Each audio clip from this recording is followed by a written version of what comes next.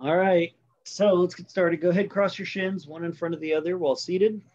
Move the foot underneath the knee. When you move the foot underneath the knee, remember to flex the foot and always stretch the pinky toe side of the foot as well as the big toe side of the foot. This is to try and equally work both sides of the ankle to lift both sides of the knee equally. I've asked everyone to do this over this past summer, and I was asking you all to do it in the studio pre-COVID because there's a structural lift that comes from the legs. And we've kind of been exploring that actually this whole summer. How do we flex and move our legs in such a way to create stable pelvis, lifted spine? That was I think that turned into the theme over this year. So when you're sitting in any position, is there some way to flex the thigh to create some kind of stabilizing action more to the spine? Because then that very base of the spine being stable, not gripped, right? You're not locking your low back, but the more you work your legs, flexing them in this case, flexing the foot. And as we've talked about before, the kneecap pulling towards the hip because trying to rise from the front of the knee back. Try to keep that action. Pay attention to what that does and how your low back might at first feel a little weird from it, but it will decompress. Make sure you're working on lifting the spine. Press the hands into those strong thighs. Use the arms now, just like you're using the legs to lift the spine, the base. Press the hands down and lift the upper part of your spine, including the neck. Let the eyes close. Let your hands rest in your lap.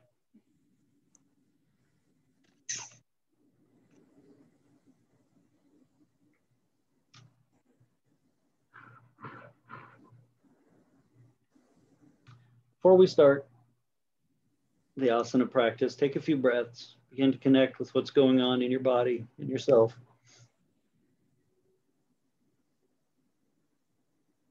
And as we go through the practice today, remember, regardless of what poses you do, they're all a struggle in some way or the other.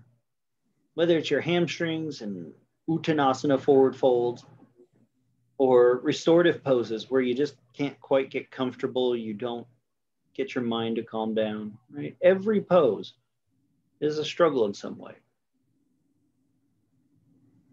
I've never met a yogi yet of any level of practice that says that the poses just become easy. And this is something I bring up to remind us all that it's not how easy the poses get that marks how far we go down these roads. Because getting older goes against that. Like, right, we get a little older, we get a little stiffer, the poses are more challenging in certain ways. But what we get out of this, and the measure is really, I think,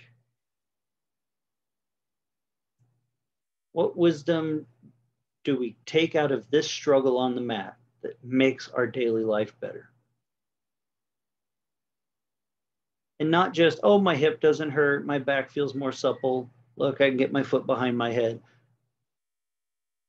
But what's the thing that you're taking off the yoga mat and creating on the yoga mat to take off the mat that ultimately serves your life past this point? So just like looking back on the lineage of your poses or your teachers, look back on your things you've gained. Not just the flexibility of a pose or relief of pain, even though those are important, and I honor that if that's what you're here for. But look back at other little things that might have worked for you off the mat. Maybe learning to breathe a little differently in a hard situation.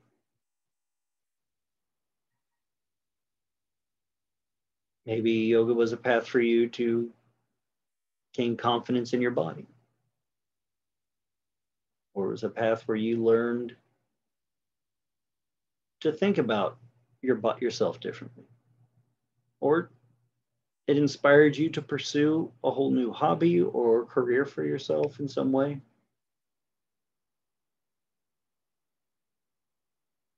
Or friends that you've made in that part. Look at the history that you've created with yoga that's affected all the rest of your life.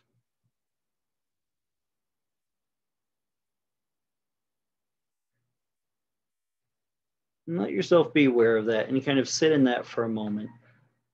And it may be one or two things that come to mind, or it may be many, many things, depending on your level of internal journaling. But look back on your history so that you're always aware that regardless of the challenge isn't going to stick with you after you're off the mat. What sticks with you is the thing that's going to change how you do the dishes, talk to your partner, maybe not flip off someone that cuts you off as much. Whatever it is that changes for you off the mat, those I think are some of the most important measures in this work. As householder yogis, we are people who practice yoga and apply yoga to the world. So part of the benefit of that is we get to see how things change when we change ourselves. Bring the palms together at the chest, thumbs touching the sternum. Take a nice deep breath in. We'll Om shortly 3 times and begin.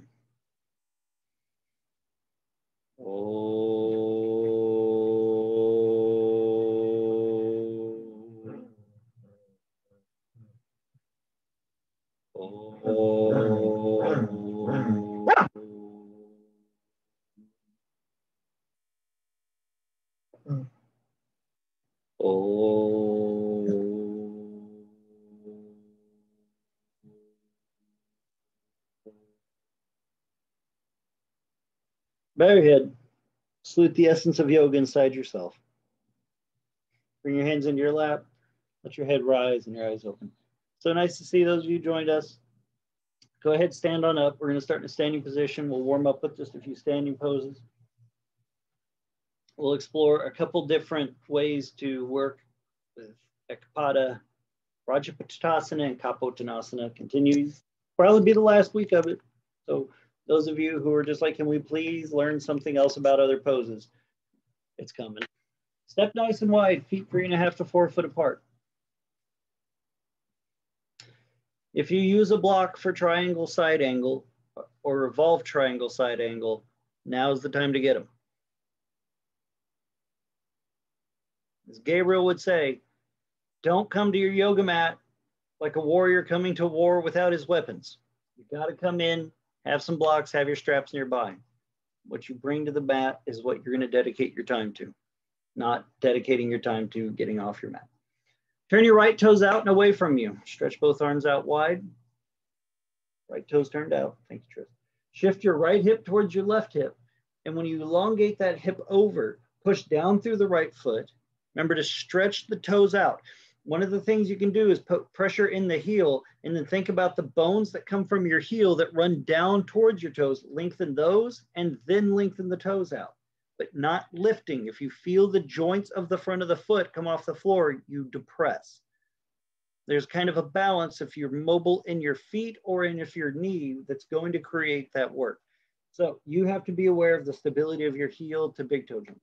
Take your right hand onto the block. Take your left arm up straight up to the ceiling. And when you get here into Utthita Trikonasana, begin to check in with the first places that aren't bearing their weight. It's easy to put weight into the right arm and leg. Can your left leg have some too?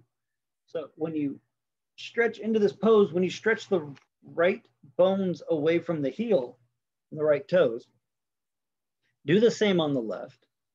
And then can you shift your left hip back enough that your weight comes into the back of your left heel and that your left thigh can flex, pushing it down.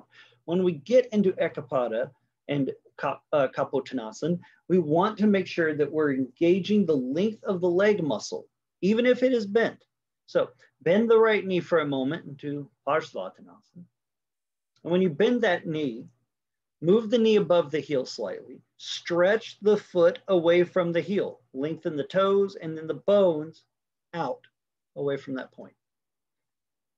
Stretch your left arm forward, widen the shoulder blade, and then open the arm overhead for a moment, just so you complete the lateral action of the pose. So while you're here, right, we have to learn how to engage the full muscle of the leg, even knee bent, because in Kapotanasana and Ekapada, you end up with a deep knee bend. So when you bend that right knee, think about flexing that right thigh to pull the kneecap towards the hip. You might feel your hip shift a little bit in the socket. That's moving that femur bone under you to be stable. Very important for all your low back releases, especially in the open hip groin poses.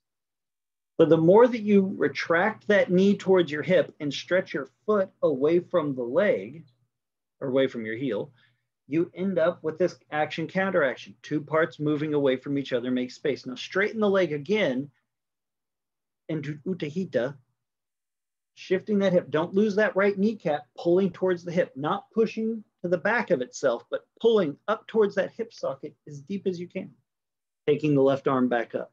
We're just going to go back and forth a couple times, and each time we're going to go into the knee bend, we're going to let the hips sink down a little deeper. And how much can you keep the engagement of the foot lengthening away from the body or the heel, and that right knee pulling towards the hip, and then making the hinge really the knee the deepest part of the hinge. Bend your right knee, pull the knee towards the hip, stretch the toes out away from the foot, sit the hips a little deeper, keeping some weight in that left heel. So there's a lift and widening of the base of the pelvis. Stretch your left arm forward, open the shoulder, and then sweep it to the overhead action. Do not take it straight up and then lay it on your ear like a tree falling in the woods. Sweep to engage the upper back to bend.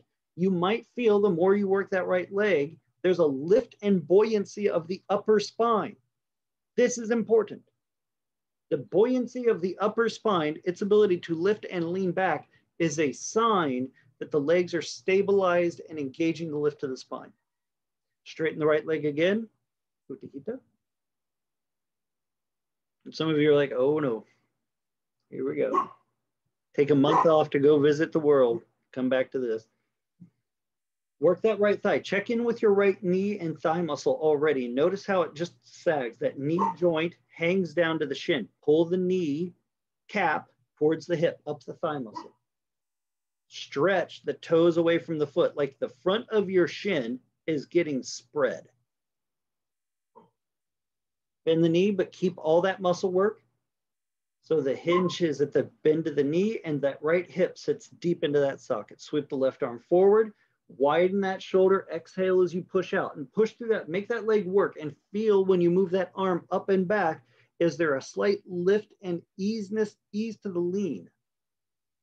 So you're not just throwing your head, neck back. They will go back, but the legs are so active that the upper back has freedom to move back.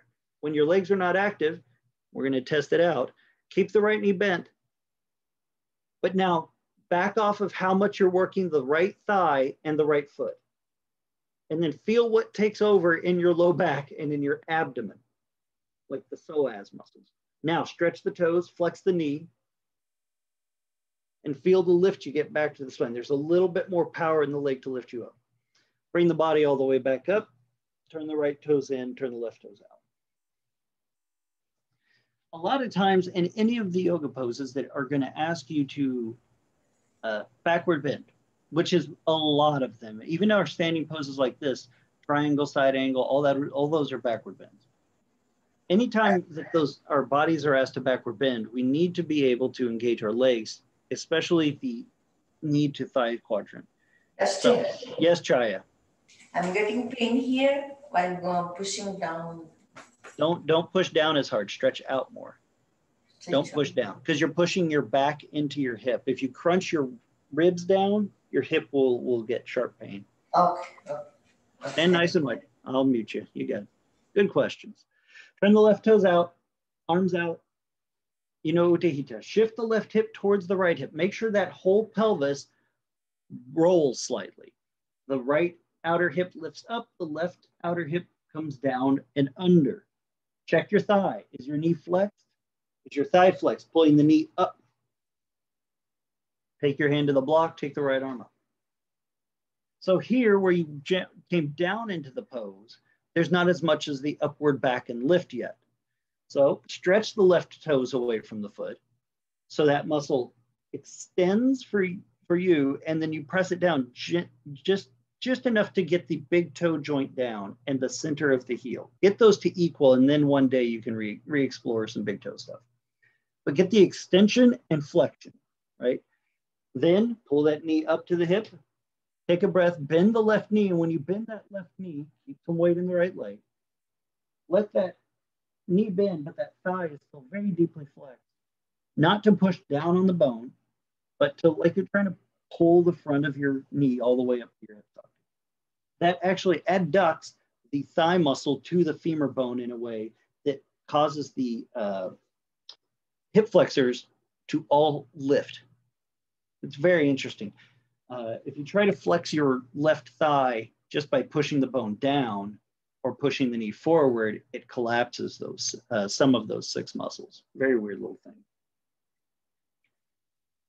Try it. Try to flex your left thigh differently. Tell yourself to do something different than pull your kneecap to your hip, and you'll feel it. Good. Straighten the left leg. Utthita, but keep that leg engaged. Can you keep that same muscular action whether the leg is straight or bent, where the thigh is flexed, the calf and foot are engaged, so that these 2 very stable muscle sets are letting that knee and that hip socket glide. And I use that word because when you start getting into very deep groinal opening, you got to learn to glide those hips. Because if not, you cramp them out or you tweak your back. When you bend the left knee, keep that very deep thigh flex, pulling the knee up, stretching the big toes away from the heel, the front bones of the foot away from the heel, bend the knee again. Sweep the right arm forward, open that shoulder deep, widening the back. And when you exhale, swing the arm overhead and work the leg and see if there's that ability to lift that upper back a little better. If you can't feel like you can move your ribs back, work your left and right leg better, as in pushing through the back heel, the right heel. So that leg always has some action of pressing down. If not, it dumps in your groin. And then let that left thigh pull that knee into the hip, like the left hip is cutting deeper under your body towards the right. There you go. Yeah. Straighten the left leg, take the right arm straight up. Third and last time. Can you set Utthita up? Nice lifted spine, extend it out, put your body weight into your right, or put the weight into the right heel by pushing down on that heel. Bend your left knee, not by unlocking the knee, but pull that kneecap up to the hip and then stretch that thigh bone out. Sweep the arm in front of you, stretch it so you feel the shoulder blade move. And then when you sweep back with some energy, don't fling it, but sweep back with some muscular energy so that you almost feel like your arm's momentum causes your shoulder blade to move into your back to lean your upper body back, just a little. Let the momentum of the movement of your arm actually encourage future flexion and stability. Momentum and movement of your arm is a fun tongue twister. You all right? Yeah. Take your right arm up, bring your body up.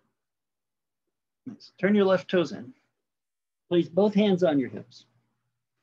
Lift up the spine nice and tall. Fold forward, take both hands onto the floor. Standing straddle, Posari Podattanasana. If you feel like we're going fast, we're using these as warm-up poses, so we don't want to over-detail them, but we want to, every time we get through a pose, let some part of it, and that's the part that I'm emphasizing today, be the area you focus on to make the later poses that you've been working on all week a little better. I think it is a perfectly wonderful practice to pick a pose you don't know, try it a few times, and then do poses that feel like it, or do shapes that are similar to it to start to teach that body part how to function better, and then reapply it. Remember, yoga is a whole body practice. And you might just discover some sequence or alignment that like cures something. It'd be fun. Push the thighs back. Rotate the thighs internally. Widen the shoulders from the neck. Straighten the elbows and lift your head up and look forward as you look out away from the extension of the spine. So it is a very active lift of the head. to start training the neck and upper back muscles to lift on their own to a certain degree. Go to your fingertips only with this. Notice the muscles of your core and back have to work, so that is correct. Push your thigh muscles back, rotate them in, lift that head, high diagonally, and then continue to lift. Almost begin to just take the right fingertips off the floor, half an inch, just float them and feel the muscle action it takes. Notice how your head wants to tilt down on one side. Keep it actively lifted on both. Put your right hand down, lift your left hand. You just went, flex those thighs, pull the kneecap up towards the hip socket. Now take both hands off the floor, but don't lift your chest up. Just float, try. See what it takes to keep that. Now fold down deeper without your hands touching the floor. Oh, deep hinge hips. Nice. Very nice, everyone. Good. Place your fingertips on the floor. Good. That action, that extension, and then letting it drop will start to help really lubricate the muscles that create the circumference of that femur bone of that hip. Straighten your arms again. Do it one more time. Look up. Lengthen your whole spine. Remember, the back of your spine is from the tailbone up to the base of your skull. Front of your spine from the pubic region all the way up to the front of your throat. Lengthen both equally. Lift the head. Look outward too. Use the eyes to extend and lift. Don't just roll them up in your head, right? But look where you want to go. Fingertips only. Kneecaps pulled to hips. Stretch the toes away from the foot. So your calf is active. The kneecap pulling up activates the thigh. Take both fingertips just off the floor. So you're all doing little T-Rex poses. It's very fun. Now fold deeper. Keep your kneecaps lifted. And then take your hands back to the floor.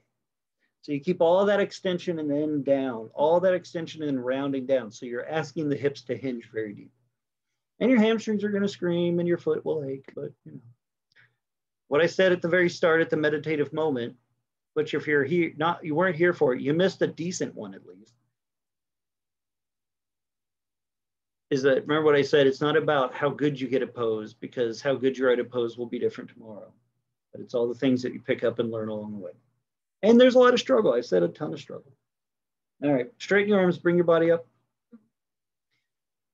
Come down onto your knees. If your knee's on your yoga mat like this, bother your knees, feel free to put a blanket under it. We're gonna do Paringunstasana, and then we'll get into our backward bends into our accomplishments.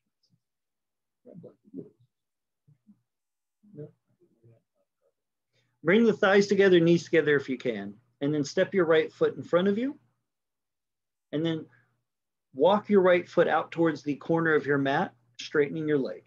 Remember, your right foot is not in line with your left hip or your left knee.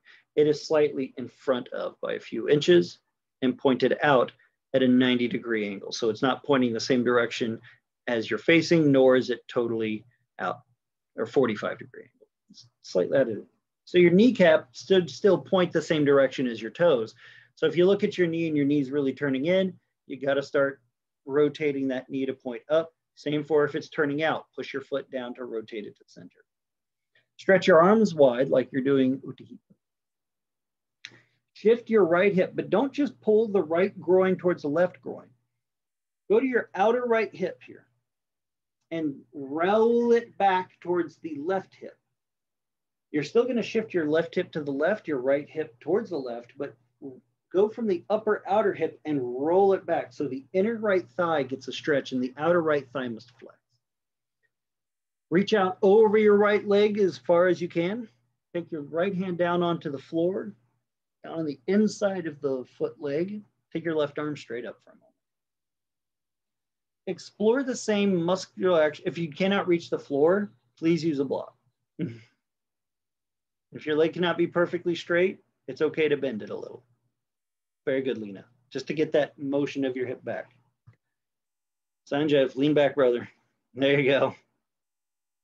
Now, As we've worked on before, stretch the toes away from the foot, stretch the foot away from the heel, press them down, make sure they're stable. And then flex that right thigh and pull that kneecap, not down to the earth, but up to your hip deeper. It's like that muscular action will drag your hip farther. Push your left thigh and knee down. Good Parangunastasana. If you feel work in here, stay here. If you want more, take your right hand onto your right foot. Take your left hand down and grab your right wrist with your left index finger and thumb. So your left palm will lay on your right hand, and then you wrap that index finger thumb around the narrowest point of the wrist. So the ring, pinky, and middle finger are free. If your right hand is still on the floor and your left hand is in the air and you're like stretching and swearing and at your max, you don't have to go any further. When I say if you want more, it's for those that we're practicing a little bit. Bend those elbows, roll the right elbow up towards the ceiling, pulling left, thank you. Right elbow comes down, left elbow goes up, left shoulder goes up. Start to twist in the pose while still flexing that right thigh and keeping that extension. You may not rotate far, but you're starting to ask your body to make that movement. This is why we have stages, like stage 1, your hand stays on the floor. Stage 2, it's on your foot. Stage 3, you start to turn into a screw. Push down through the right, take your left arm straight up, lift your body all the way up, switch legs. Yeah, much better than that. Step your left foot forward and step your left leg out to the side. Remember, the one foot is not in front of that knee. Stretch your arms out wide, please. Parangunastasana, or swinging gait. Done it about 4 weeks now, pretty good. Look at your left knee. Is it pointing the same direction your toes are? Is it more centered towards up, right? Is it rolled in? You got to start moving that thigh and hip. Is it rolled out? You got to press the foot down. Don't just shift your left hip to your right hip from the groin moving across. Go to the outer hip and kind of roll it back and then swing the pelvis. Reach out over the left side. So you're letting that whole femur bone roll into the socket of the hip and then shifting your hips deeper. Reach out, take your left hand to the ground, right arm up. If you cannot reach the ground, use blocks, use a chair, use a prayer. Yeah.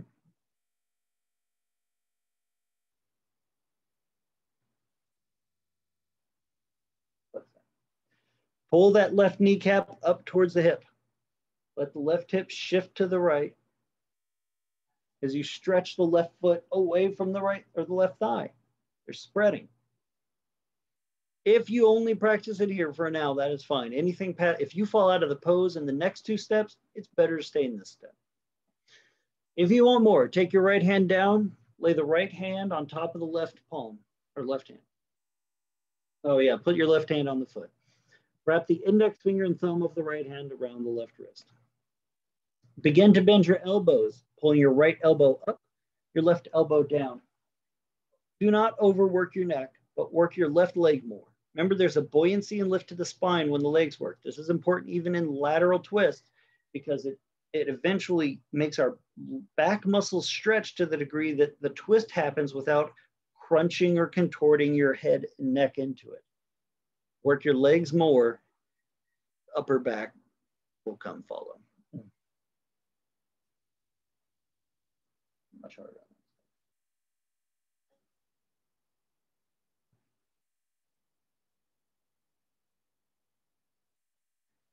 All right, take a couple breaths. Regardless of the stage you're at, press down through the left foot, flex your left thigh, pick yourself up by the right arm. Good, lay on your backs.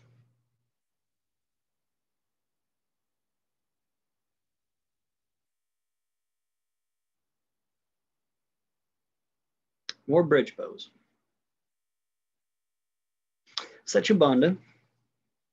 I've been working this to try and create that muscular lift that backward bends from spread pelvic poses, okay? And it is a muscular lift. There's a lot of back muscle that has to flex to lift you up and then lean you backwards on top of itself. Core muscle and the layers of core muscle that attach to the back. Great pose for working it. So grab a hold of your yoga mats next to your hips, pull the yoga mat apart. So you start to grab the mat firm and drag it apart as hard as you can so you can dome your chest, squeeze your shoulder blades together, stretching the front of the chest long from the center of your chest bone to the collarbone. So that space is spread. And then from the center of the chest to each shoulder, that space spreads, like the armpits widening and the front shoulders widening.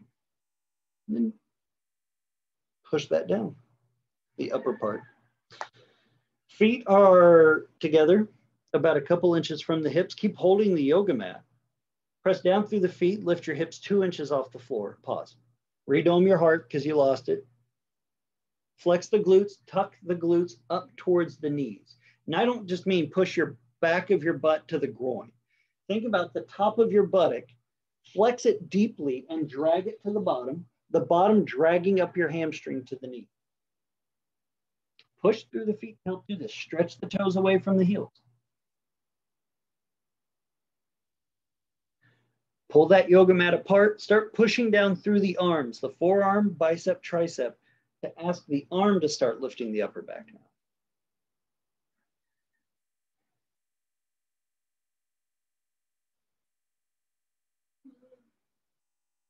Come on down.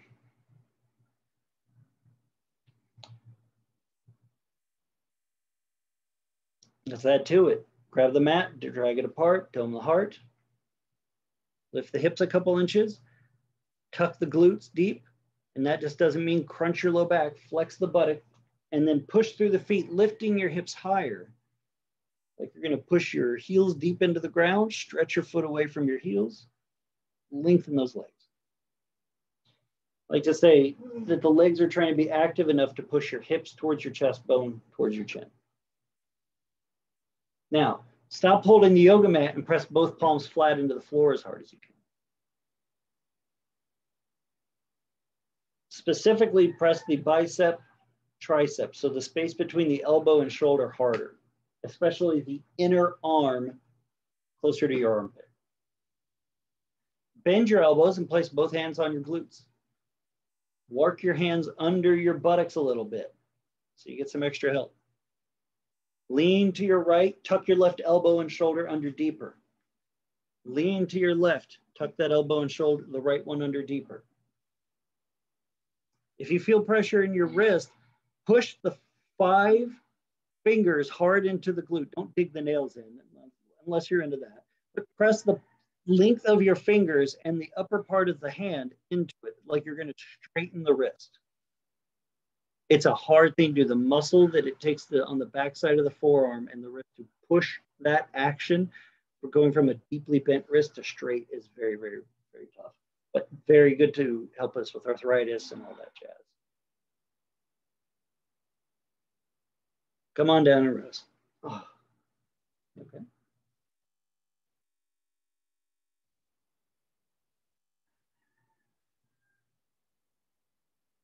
One more time. We'll add the straight leg part to it and just be done. Grab the mat, pull it apart, lift your hips up. When you lift the hips, lift from your glutes, pressing from the top to the bottom, up to the knee. And then flex the thigh, pull the kneecap towards the hip. The more you do that action, remember the stronger that thigh becomes and lengthens your leg, the more stable the hips are, the freer the low back gets. That's how you start getting really high domes in this over time.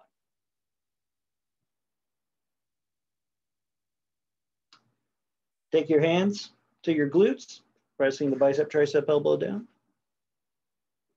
Hands on the glutes. Lean to one shoulder, elbow, tuck the other.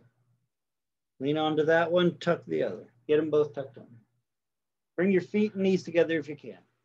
Remember, if you're at stage 1 where you're still dragging the yoga mat apart, stay there. And if you fall out on any of the others, stretch the right leg straight out.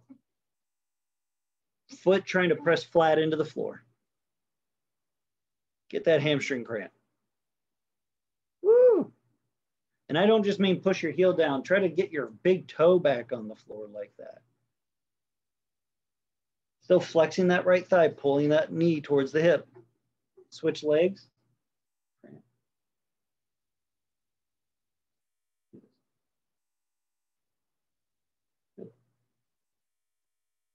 Try both. 2 seconds. Try to lengthen both legs. Even if it's like 2 inches farther out. It's hard. This is not even future pose work, right? All right, come on down, rest.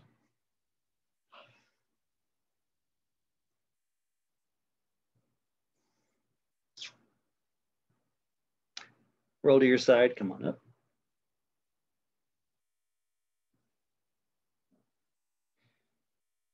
You're gonna start on your knees, facing the end of your mat. I would have a couple blocks nearby that might be useful if you're tight in the hips or in the low back especially. So you're gonna start on both knees, closer to the front end of your mat. That's fine. The blocks. So you're gonna start on both knees, sit both hips down onto the heels, like we normally do. Keeping the thighs together to start. Fold forward, taking both elbows on towards the floor, or if you cannot reach your elbows to the floor, you put them on the block. So you're in kind of a fetal position, curl up. Lean onto your right knee a little bit more. Stretch your left leg straight back behind you. So it's like you're doing half of your body's in a face down position of laying down, and the right knee is tucked deep up under your ribs. It's like doing a pigeon pose where you're laying down, except your shin's not turned at an angle. So we're starting to kind of prep the hip for Kapottanasana.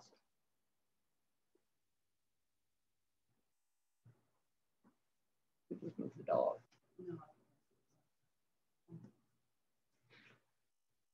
Think about pushing your right knee into the floor. Feel the right thigh flex and push that knee down, almost like you were going to try and pick your chest and abdomen up. Don't push it out. Notice where you want to push down on the right leg.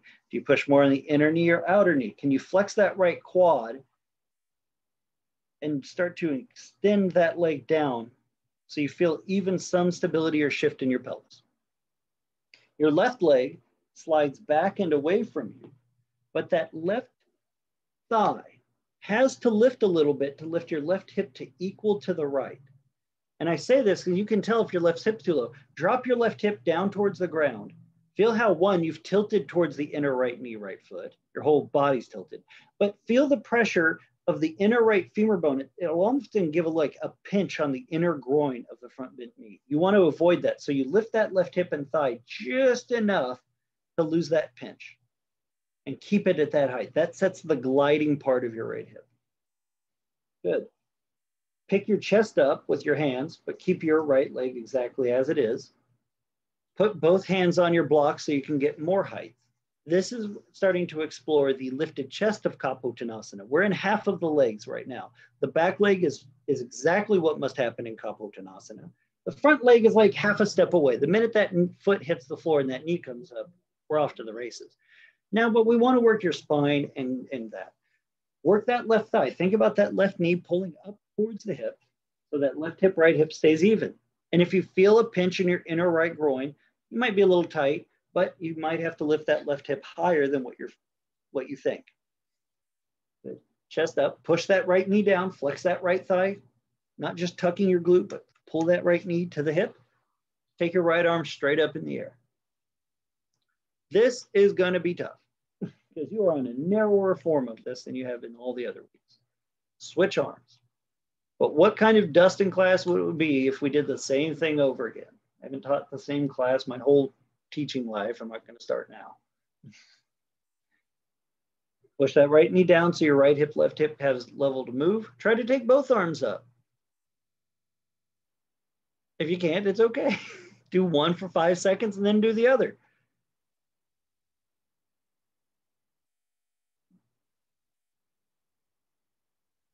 Take a breath, bring the hands down. Nice. To come out, lean into your block, lift your hips up, slide your left knee right back to your right next to your right knee. And just sit back on your feet. You get some release to the groin hip there and a stretch to the foot. Mm-hmm. All right, lean forward, fold down. And the reason I want you to take your elbows to the floor is this at least begins to stabilize your back. You're not trying to push yourself in a backward bend and then torque the groin. This allows total freedom of the hip movement. Lean to your left, stretch the right leg back as best you can. Your hips will lift up a little bit. There you go.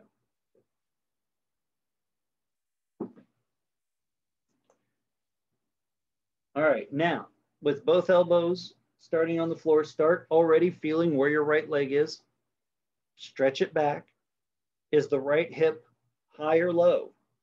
Drop your right hip really low till you might even begin to feel that pinch of the inner thigh groin, or inner groin, not the inner thigh. And then slowly flex that right thigh, pulling the knee towards the hip socket so that hip lifts just until you feel that pinch go away. And you might even see your hip is higher and the pinch goes away. That's fine. That's what it's taking to release your piriformis and your sacral to your psoas muscles. I don't care about perfect symmetry of a pose more than I don't care about that when there's pain. Pain needs relief. Flex your left thigh, pull the knee towards the hip, press the knee, or pull the kneecap towards the hip, press the leg into the floor. Press that knee down like you're going to try and pick yourself up. Just work that. You want to create a lot of openness of the glute, strength of the thigh for very deep folds. This action where you're folded into it and then flex, right? You're max stretched and then you flex it, makes a lot of the muscles that are tight or unengaged switch positions to actually balance work. Straighten your arms, place both hands on your blocks. Lift your chest. Check in with your right hip. Did it come up really high? Drop it a little bit.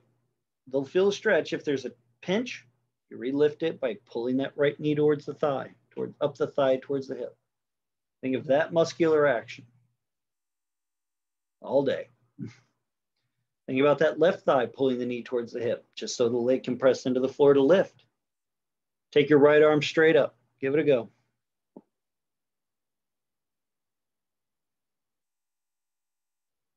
Shake like a leaf in the wind. Be off balance. It's all good. Switch hands.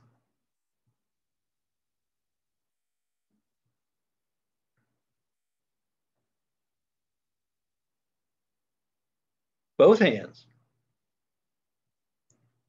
If not, try one, do one for 5 and then the other for 5. We'll be here at least 10 seconds. But work your legs. If you feel like you can't lift the upper body, your legs are not engaged. Push. There you go, Micah. Good job, buddy. You got this, Chaya.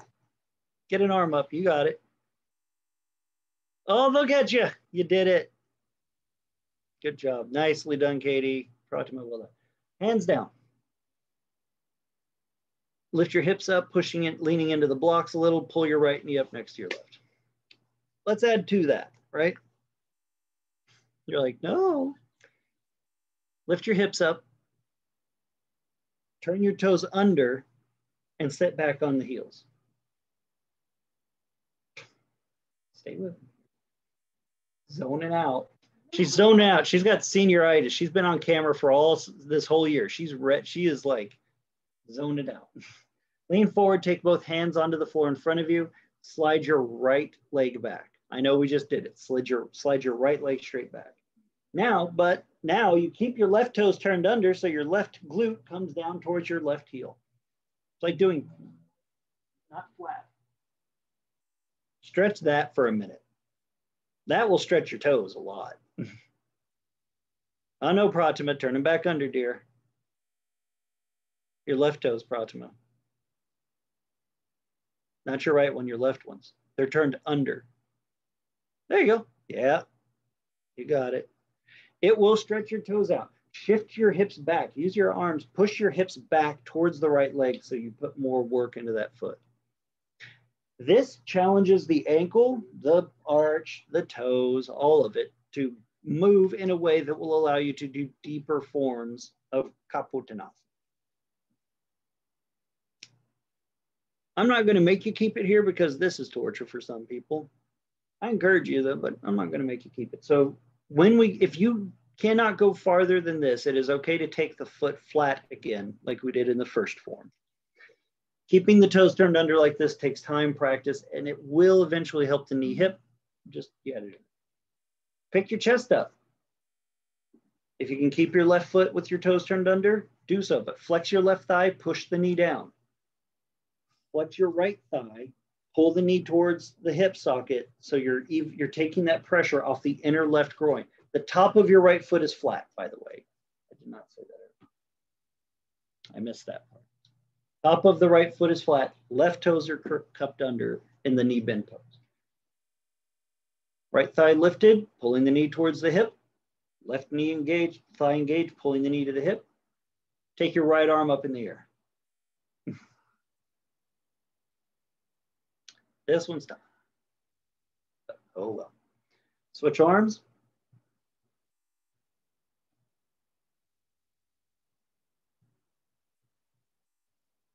Doing pretty good.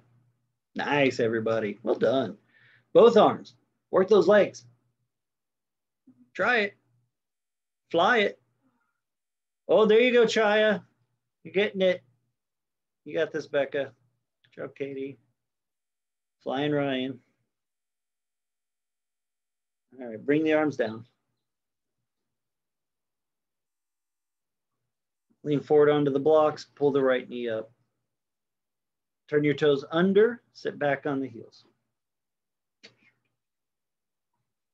All right. Lean forward with both hands on the floor, keeping your hips down towards the heels. Slide the left leg back, flattening the top of your left foot to the floor.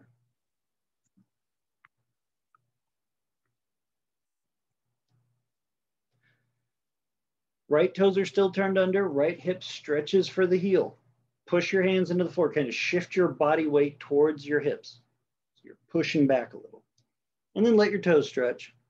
Let your foot stretch, the Achilles, the ankle. I've had some friends with some foot injuries. I've been rethinking how we structurally build the foot muscle back up, and it led to this. So those of you out there, you know who you are. You did this.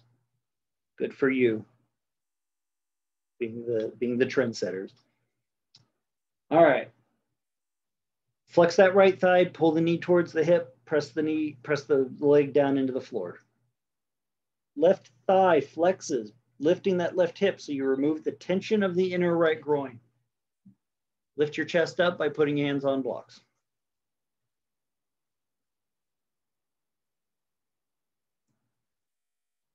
Work your legs more. Put all your focus into doing the correct action of the legs. Nothing past the legs matters. If your legs are not engaged, and stay engaged even when you move your arms, you lose the foundation of the pose. And you're only asking other parts of your body to make up for the work. Don't do that. Take your right arm straight up.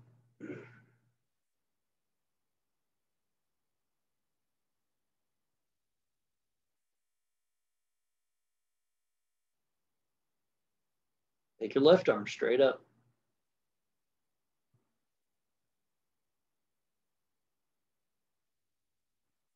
Both arms, go for it. Or do one for 5 seconds each. One for 5 seconds each. Do each one 5 seconds. God, turning to fucking Yoda. Work them left legs. Hands down. Slide that left leg up.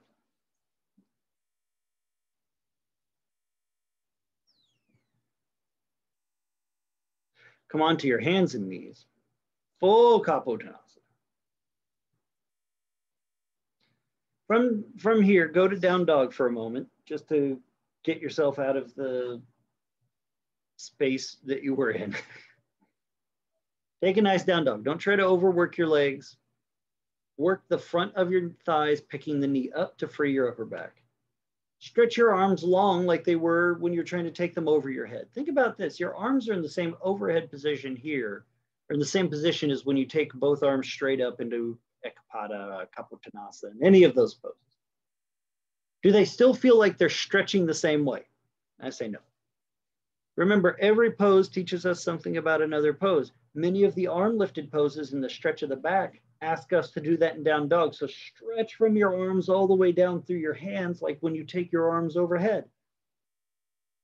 And then lift your hips by rotating the thighs in, picking the knee up towards the hip joint. All right. Nice. Step your right foot forward. Do it up. Once your right foot is stepped forward up between the hands, slide your right foot back 6 inches. Right. Now, it's going to feel like a high lunge. Bend your right knee as deep as you can into that lunge. So it's very similar to what you just did. Now, keep stretching it. Look how far your right knee is past your toes. Keep it there. Take your left knee down. Is your left hip lower than your right hip? Remember the inner groin torque. So lift your left knee off the floor by pressing the top of the left foot down into the floor and float it. And then drop your hips into the pose more, not by bending the left knee, but by flexing the glutes and leaning your glutes and upper body towards that front leg. Do not drop the left knee to the floor. Keep it up. Your right heel might come up a little bit. That's fine. Flex your right knee and pull the right knee towards the hip. But keep that left hip lifted like your right hip. It's hard. It feels like a lunge you don't get to use half your legs for. Good. Take your left knee down, but keep the leg strong. Place both hands on your blocks, lift your chest up, or on your right knee. But don't let your right knee come back towards you. Keep that lean into it. Stretch the right foot away from the right heel so the toes and the bones of the leg lengthen. The right knee pulls towards that hip, so there's a deep creasing in that hip socket. Stretch both arms straight up in the air.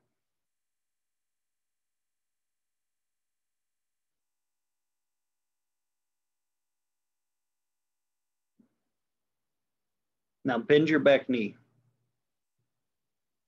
picking the foot up off the floor with your arms in the air.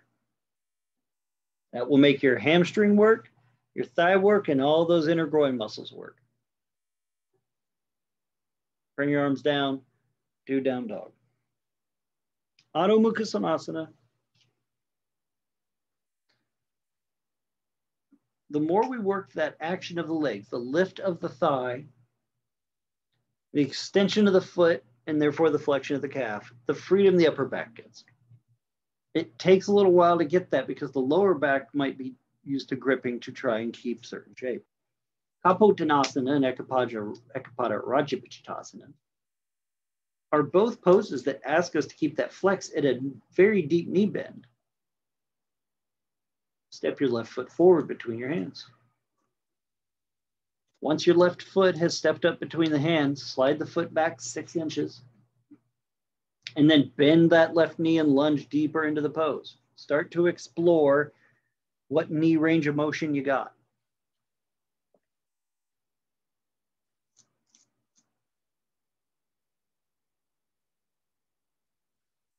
Take your right knee down, flatten the top of the right foot to the floor.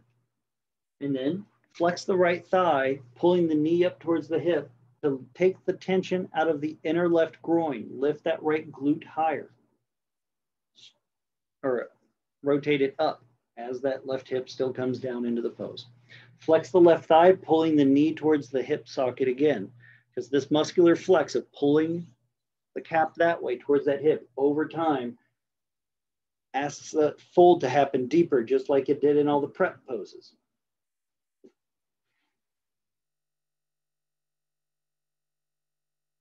Both hands on your knees.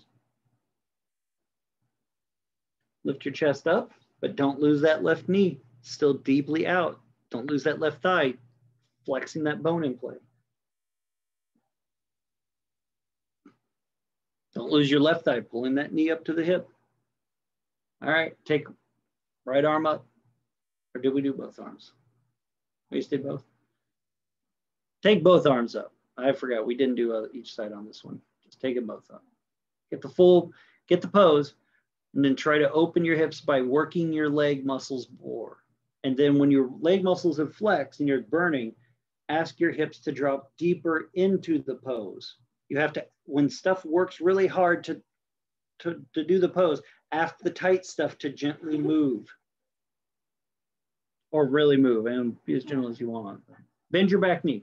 Try. Do you notice how everything gripped up? Ask the tight stuff to drop.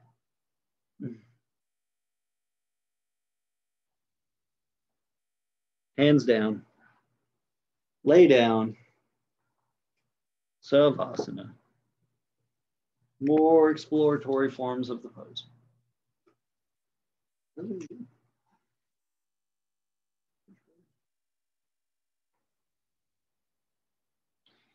Let your eyes close, friends. Take a few moments here before you go back off to your day to ask yourself, what might you take with you? And even if there's no clear answer, there's no immediate, like, oh, I found this in my practice today. There's no immediate knowledge of what it's going to be. Just be receptive that there's something that's going to change for you once you're off the mat. You might be a little calmer, a little happier, a little stronger, a little healthier, or a lot of something, I don't know. But if you don't take time to welcome that change, to notice it, to be looking for it, you might miss it. You might miss the reward for your hard work. Not just the flexibility of your hamstrings or the groin or seeing people you haven't seen in months in your class. But what's the stuff you're going to take off the mat that's going to change your day and maybe the days of others? Because remember, you have power in the world, not just of work, but of how you talk to people, how you interact with people, and how you choose to act for the challenges of life. So my friends, rest for the next minute and enjoy the fruits of your yogic practice.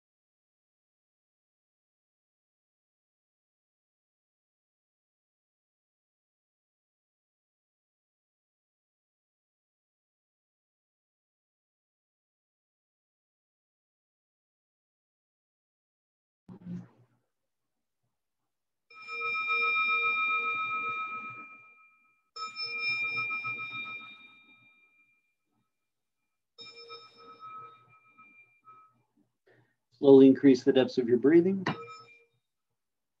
Begin to awaken the body, opening, closing the hands, pointing, flexing the feet. Bend your knees, roll to your right. Press your palms into the floor and slowly up you come. Till we meet again. Namaste. All right. You made it.